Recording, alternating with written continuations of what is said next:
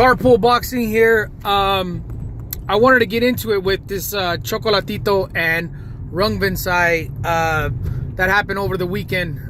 First off, I'd like to just say I'm bummed out. I was really looking forward to Chocolatito bouncing back and showing what a great fighter he is. I'm bummed out by it. It's unfortunate. But I also want to know, and I don't want to, this isn't a I told you so, but I will say this. There was something that always never sat right with me, and it actually started with the Cuadras fight when he moved up. That's the one that I really paid attention to. And it wasn't so much that I felt it was a close fight between Cuadras and Chocolatito, but it was more of me really observing Chocolatito's style. And what I mean by that is his style is come forward and extremely active and all that. And the problem with those boxers that have that style, it's a do or die. Meaning, if you have that style, you're gonna bump into a boxer one of these days that is tit for tat, that you hit him, he hits you right back. And if that boxer, even if he's not as talented as you, not as athletic as you, but if he's doing this tit for tat and he has a chin, which is what this Rungvisai had, the guy's got a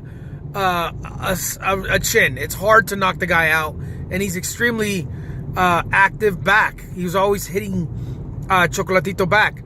And when you bump into someone that's like that, and you're not a boxer that makes an adjustment, and a good example of that is Triple G, come forward fighter, and extremely aggressive. But he didn't do that with Lemieux. If you notice with Lemieux, he didn't do that because it's possible he felt he might have the same result as Chocolatito did, where Lemieux, even being sloppy and careless, can land a heavy punch and knock out Triple G. So what did they do? They boxed. They never went forward in the same way that he normally does. And that was very, very smart on Triple G's part. And I really believe that's what Chocolatito should have done. And that's to his demise. He's never really had to make that adjustment. So that's number one. If you're going to be that style of fighter, you need to be prepared to come to the conclusion that style doesn't work with everybody. You're going to bump into that guy that you can hit him 1,000 times in the face and he's just never going to go down.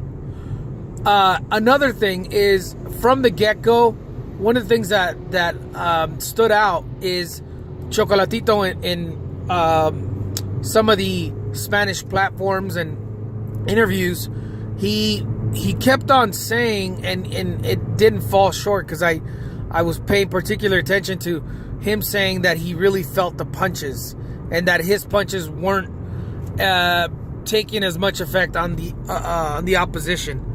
And when I heard that, I said, oh, that's going to be trouble, especially for a guy whose style is predicated on his breaking down opponents and constantly punching them. If they can take your punches, then you're in a heap of trouble, and it's going to be a long day for you. So, although I'm bummed out that this happened, and I wish him the best, and I'm glad he's okay, I don't see how he's gonna do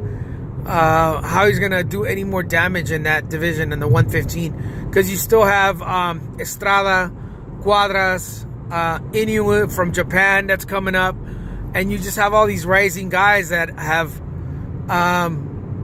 are just gonna get more difficult for him. And I'm not even sure Chocolatito beats Cuadras in a second fight, or Estrada.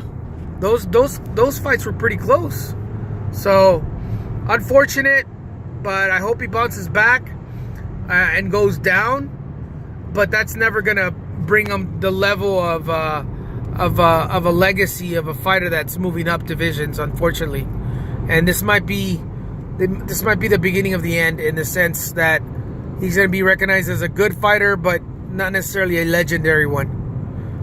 All right, I'm out.